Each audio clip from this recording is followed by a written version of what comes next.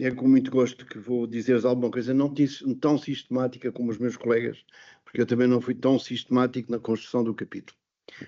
Pareceu-me que o essencial seria tornar disponível aos leitores ouvirem vozes diferentes, neste caso foram 36 vozes diferentes, sobre temas que eu pré-determinei. Ou seja, portanto, eu fui um bocadinho condutor, não fiz um esquema elaborado com a Inês, é um esquema menos integrado, foi uma sequência cronológica daquilo que me parecia que podia ser interessante alguém procurar sobre a época moderna. E depois procurei nesses investigadores, não só jovens investigadores, como investigadores em final de carreira e, sobretudo, muitos investigadores que nunca tinham escrito sobre história da educação. Ou seja, tinham tocado na educação, tinham tocado na cultura, tinham tocado na história da arte e obriguei-os um pouco, sem obrigar nada, porque fui completamente... Não fiz qualquer suposição, limitei-me a escolher o tema, aceitou o esquema que eu indiquei, a partir daí trabalhou, obriguei-os um bocadinho a criar posições de desconforto. E isso agrada-me em relação, pensando aos leitores. Portanto, a minha preocupação foi que neste tempo da moderna se desse resposta ao que a época moderna foi. Movimentos constantes, muito variados, muito centrados alguns deles, mas muito centrípetos outros. Ou seja, deixar espaço ao educar, ao ensinar, ao aprender, à recusa das aprendizagens, deixar, por outro lado, variações de temas, variações de linguagens dos investigadores, variações das próprias captações dos temas, os ciclos de vida de produção, como já falei, catedráticos consagrados ou jovens em princípio de carreira, e que cada autor fosse cada autor. E uma grande preocupação, mesmo quer com os cumpridores, quer com os retardatários, uma grande preocupação com a bibliografia, que fossem mesmo só 5 títulos de bibliografia, houve 1 ou 2 que passou para o 6, mas que se obrigassem a escolher, ou seja, hoje em dia o problema das ciências sociais e humanas, o grande problema é claramente o excesso de produção. Nós produzimos muito e lemos pouco, e portanto textos como estes, o Eduardo Pires diz que são muito importantes porque são curtos. Mas só 12.000 caracteres, são demais. Portanto, é preciso que as pessoas escrevam pouco, porque nós temos pouco tempo e temos que ler de uma forma incisiva e orientada. E foi isso que eu tentei. Tentei, portanto, dar resposta a 3 temas, que já vos falarei, com algumas penas. No final de tudo, falta-me Erasmo nos textos. Não há Erasmo em suficiente densidade. Falta-me Luís Vives, que é a transferência do Erasmus para as lógicas ibéricas. Falta-me o Coménio, passa praticamente ao lado dos textos, o que é uma pena. E falta-me o John Locke. Está referido diretamente em 2 textos específicos, mas, de uma maneira geral, eles não os leram, portanto, não captaram essas dinâmicas. Volto ao texto inicial, porque é um texto inicial que o Joaquim Pitasilgo falou, de 80 e quantos? Dizias tu que era o texto do professor...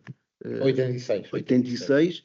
E reparem, e se calhar eu estou a dizer, não os leram, mas é importante, mas será que nós estamos, afinal, estamos presos ainda à mítica da relação dos grandes autores exteriores, que ele, por exemplo, foi um dos autores que construiu muito, não é? O problema das manchas, ele e o Silva Dias, por exemplo, as manchas do peso do Erasmo, dos erasmizantes, dos Locks, a chegada do Locke, e o Locke está ou não está na história do menino nobre, portanto, se calhar há aqui algumas rupturas, o não estarem lá pode ser bom.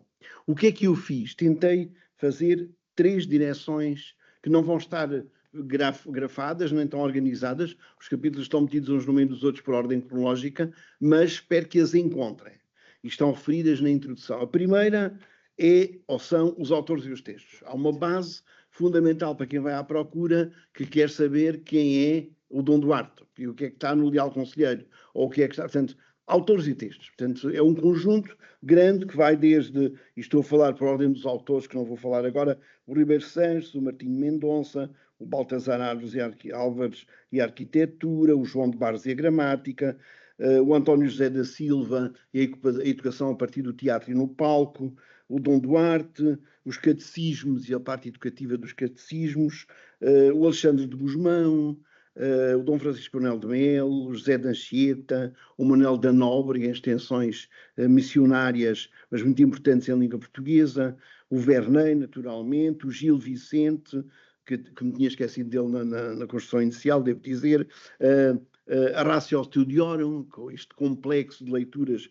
fundamental, o António Vieira, o Rodrigues Lobo, o Francisco de Holanda, o Luís de Camões. Ou seja, seriam autores e textos. Portanto, eles estão normalmente agarrados a um texto, e esse texto significa a data do capítulo. Depois deu um segundo salto e uma segunda linha, e há autores que escreveram numa e outra, devo dizer, há autores que escreveram numa e noutra destas linhas. A segunda tem a ver com instituições educativas ou assistenciais em que se ensinou e se aprendeu.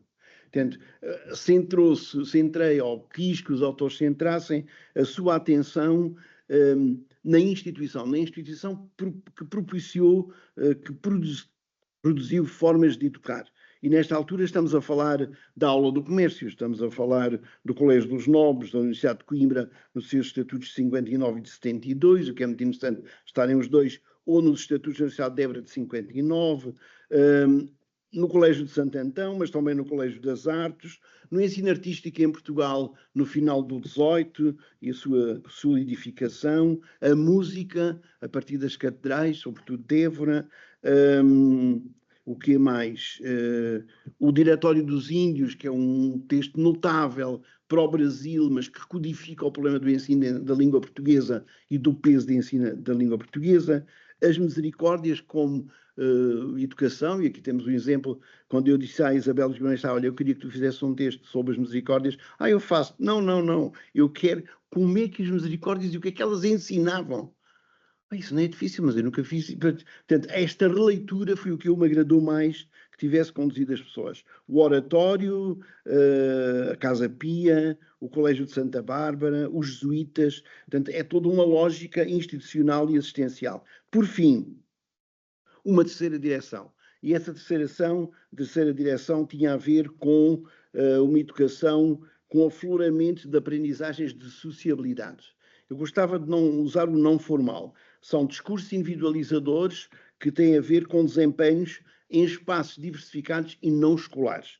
E estamos a falar dos gabinetes de curiosidades, estamos a falar da aula da esfera, estamos a falar dos mosteiros e das oficinas dos mosteiros, das ordens religiosas femininas, de Dom João V, do próprio Dom João V e dos seus espaços de aprendizagem, do Museu Maiense, das ordens religiosas masculinas, da arquitetura, ou então das epístolas humanistas, ou do discurso oral e a retórica.